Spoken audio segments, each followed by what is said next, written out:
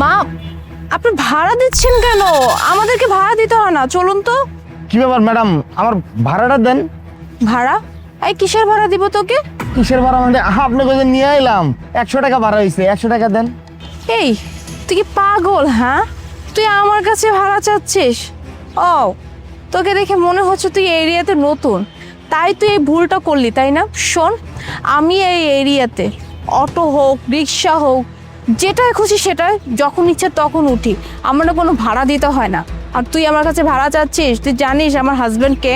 Madam, আমি তো আমার ন্যায্য টাকা চাইছি, আপনারা এত দূর থেকে নিয়ে এলাম। আপনি কারবো না কারবো আমি কি দেখবো সেটা কন? গরিব মানুষ, রিক্সা চালাই খাই, আমার 100 টাকা ভাড়া হয়েছে, দিয়ে যান, তাহলে তো মিটে যায়। মানে আমি জাস্ট অবাক হয়ে গেলাম তোর সাহস দেখে যে তুই আমার কাছে ভাড়া চাচ্ছিস। তোর যে অন্য কেউ হলে না খুব সুন্দর করে বলতো, ম্যাম ঠিক আছে আপনি আসেন, আর যখন রিক্সা লাগবে আমাকে বলবেন। আর তুই আমার কাছে ভাড়া চাচ্ছিস? শোন, আমার হাজব্যান্ডকে জানিস? আমি তোকে পরিচয়টা বলে দিচ্ছি। আমার হাজব্যান্ড হচ্ছে এই ডিস্ট্রিক্টের এসআই। আর এই ডিস্ট্রিক্টের যে এসআই, তার পাওয়ার কতটুকু সেটা তো তুই বুঝতেই পারিস। হ্যাঁ, সেটা তোকে বলতে হবে না। আর তুই কি জানিস? হ্যাঁ, তুই যে ভাড়া চাইছিস এর বদলে আমি চাইলে তোর এই অটো সহ তোকে এই এলাকা থেকে বের করে দিতে পারি। দেখেন ম্যাডাম, এত লোকজনের না আমার চিন্তা লাভ নাই, আমি রাস্তায় রিক্সা চালাই খাই। আপনার স্বামীর চিনা আমি কি করবো? আপনি আইছেন, আমার 100 টাকা ভাড়া হয়েছে, দিয়ে দিবেন, মিটে যাইবো। এত কথা কইতেছেন কে? বৌমা, ও তো ঠিকই বলছে। ও খারাপ কি বলছে? আমরা দুইজন মানুষ এত দূর থেকে আসছি, তোর ভাড়াটা দিব না? ও তো খারাপ কিছু বলে না, কষ্ট করে আমাদেরকে নিয়ে আসছে। বৌমা, ওদের সাথে জ্ঞান করো না তো, ভাড়াটা আমি দিয়ে দিচ্ছি।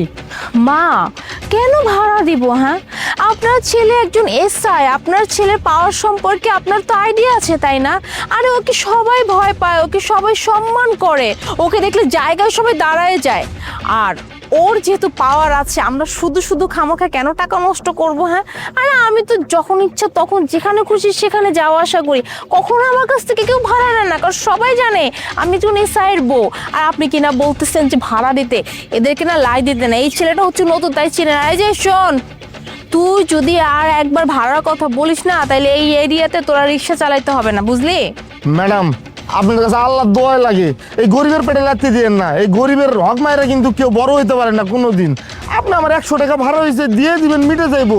আপনার স্বামী কি করে না করে এটি শুনে আমি কি করবো? তোর ভাড়া লাগবে তাই না? বুঝতে পারছি, তোর ভাড়া নেওয়ার খুব ইচ্ছা হইতেছে। আচ্ছা ঠিক আছে, দাঁড়া, তোকে আমি ভাড়া দিচ্ছি। আর যে ভাড়া আমি তোকে দিব, এই ভাড়া পাওয়ার পরে তুই জীবনে আর আমার কাছে ভাড়া চাওয়ার না চিন্তাও করবি না। কি পাইলি তো? পাইলি তো ভাড়া? হ্যাঁ, কেমন লাগলো? কেমন লাগলো ভাড়া পেয়ে?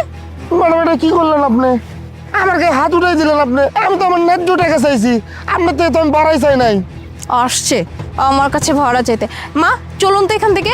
এক্সকিউজ মি, কে?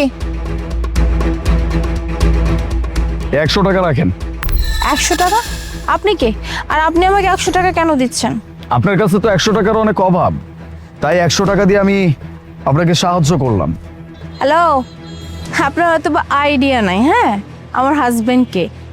আমার হাজবেন্ড একজন এসআই। হ্যাঁ, আর আপনি এসআইয়ের বউকে 100 টাকা দিয়ে বলতেছেন যে আপনার কাছে টাকা নাই, তাই না? ফাজলামি পেয়েছেন? ফাজলামি করতে হলে অন্য কোথাও গিয়ে করুন, আমার সাথে না। আপনার কাছে যদি টাকা থাকতোই, আপনি তাহলে এই সামান্য একজন রিক্সা চালকের মাত্র 100 টাকা মেরে দিতেন না। যেহেতু আপনি তার সামান্য 100 টাকা মেরে দিচ্ছেন, তার মানে অবশ্যই আপনার কাছে টাকার অনেক অভাব। এই জন্য আমি আপনাকে টাকাটা দিয়ে সাহায্য করতে চাইছিলাম। এই তুই আবার কেন এখানে আসছিস আমি বুঝলাম না। হ্যাঁ, বুঝতে পারছি, তোরও একটা ব্যবস্থা করতে হবে। হ্যাঁ, মানে রাস্তাঘাটে ঝামেলা দেখলেই না নাক গলাতে ইচ্ছা করে, তাই তো? তোরা আমি বললাম কি কানে শুনিস নাই? হ্যাঁ, আমার হাজবেন্ড একজন এসআই, আমি চাইলে না এখন জাস্ট একটা কল করে তোকে থানায় ভরে দিতে পারি। আর তুই কি না আসছিস ছোট লোক বাচ্চার হয়ে তাড়াতাড়ি করতে? হ্যাঁ, আমাকে 100 টাকা দিয়ে অপমান করিস, তাই তো? পরিচয়? ওকে, আমার পরিচয় আমি দিয়ে দিচ্ছি। আমি একজন অ্যাডভোকেট, আর আপনার পরিচয় আমি খুব ভালো করে জানি। দূর থেকে দাঁড়িয়ে আপনাদের সমস্ত কথাই আমি শুনছি। একজন এসআইয়ের স্ত্রী আপনি, আপনার হাজব্যান্ডের অনেক পাওয়ার। আপনি কি মনে করেন আপনার হাজব্যান্ড খুব সহজ একটা তুড়ি দিয়ে এসআই হয়ে গেছে? নেভার। যদি সে সৎ পথে এই পর্যায়ে এসে থাকে, তাহলে অনেক চড়াই উতরাই পার করতে হয়েছে।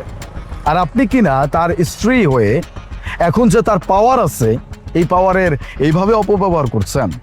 হ্যাঁ, সামান্য একজন রিক্সা চালক সারা দিন পরিশ্রম করে মাত্র কিছু টাকা ইনকাম করে, যেটা দিয়ে তার পুরো সংসারটা চলে। আর আপনি কিনা তার এই সামান্য হকের 100 টাকা মেরে দিচ্ছেন।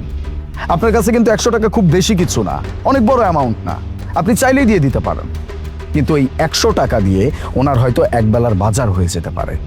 একটাবারও চিন্তা করেন না, তাই না? একটা মানুষকে শুধুমাত্র ঠকাইতে পারলে আপনারা বেঁচে যান। আপনাদের কাছে পাওয়ার আছে মানে গরিবদের উপরে অত্যাচার করতে হবে, তাদের উপরে নির্যাতন করতে হবে, তাই তো? ভুলে যাবেন না, তারাও কিন্তু মানুষ। দেশের আইন কিন্তু তাদের জন্যও আছে। বাই দ্য ওয়ে, আপনি যেই কাজটা এখন করছেন এইখানে, এইটার জন্য যদি আমি চাই, আপনাকে এবং আপনার হাজবেন্ডকে একসাথে আমি থানায় ভরতে পারবো। অবাক হচ্ছেন? অবাক হওয়ার কিচ্ছু নাই, আমি যা বলছি একদম সঠিক কথা বলছি। আপনার হাজবেন্ড একজন এসআই, তার একটা পাওয়ার আছে, সেই পাওয়ারের অপব্যবহার আপনি তার স্ত্রী হয়ে করছেন। এইটা আপনার হাজবেন্ড কখনো টেকেল দেয় নাই, হ্যান্ডেল করে নাই। দ্যাট মিন্স আমি আপনাদের দুইজনের নামেই মামলা করতে পারবো। একজন সামান্য রিক্সা চালকের হক আপনি মেরে দিচ্ছেন। আমি আপনাকে ভালোভাবেও বলছি, খারাপভাবেও বলছি। এখন কোনটা পিক করবেন সেটা আপনার বিষয়। বৌমা, দেখছো? হ্যাঁ, তোমার জন্য আজকে এখানে কত কিছু হয়ে যেতেছে। তোমারে বারবার আমি বলছি, কিন্তু তুমি আমার কোনো কথাই শোনো নাই। আরে একটা জিনিস চিন্তা করো, তোমার কথা চিন্তা না করো, তোমার স্বামীর কথা চিন্তা করো, আমার ছেলের কথা চিন্তা করো। আমার ছেলে এখন যে পর্যায়ে আছে, এখানে কিন্তু হুট করে চলে আসে নাই। ওর অনেক কষ্ট হয়েছে এই জায়গাটা ও অর্জন করতে। আর সামান্য 100 টাকার জন্য আমার ছেলের মান সম্মান এইভাবে নষ্ট হয়ে যাবে? হ্যাঁ, এটা তুমি করো না বৌমা। তোমাকে আমি 1000বার বলছি যে সামান্য কিছু টাকার জন্য কারোর সাথে গন্ডগোল করো না, কিন্তু তুমি আমার কোনো কথাই শোনো না। বাবা, আমি তোমার টাকা দিয়ে দিচ্ছি, এ নাও। দাঁড়ান, তোমাকে এই মানুষটা যত জোরে থাপ্পড় দিচ্ছে, তুমি তার থেকেও জোরে ওনাকে থাপ্পড় দিবা। না না স্যার, আপনি এটা কি কইতেছেন? আমি হার গায়ে হাত উঠাবো কেমনে? হয়তো পুলিশের বউ, আবার যদি আমি গায়ে হাত উঠাই, আল্লাহ জানে আমার সঙ্গে কি না কি করবো। উনি যদি কিছু করে সেটা আমি দেখব।